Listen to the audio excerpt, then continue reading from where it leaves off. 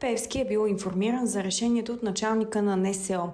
По думите на лидера на ДПС, това е резултат и от поискана от самия него оценка дали са налице обстоятелствата, наложили предоставянето на охрана. Бях информиран от генерал Тонев, че след заседание на специализираната комисия по член 23 от Закона за НСО е взето решение за снемане на охраната ми от НСО.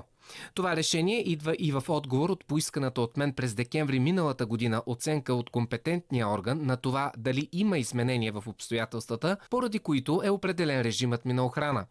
С това една пропагандна дъвка на ПП и ДБ отиде в кошчето за боклук, което е добра новина. Коментар дойде и от Продължаваме промяната. Николай Денков заяви, че решението всъщност е закъсняло и е трябвало то да бъде взето много по-рано.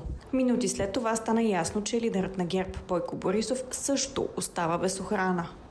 Преди малко сме информирани от ръководството на Националната служба за охрана, че от утре охраната на господин Борисов е свалена. Това, което казваме е, че от тук нататък цялата отговорност за сигурността на господин Борисов е на господин Радев.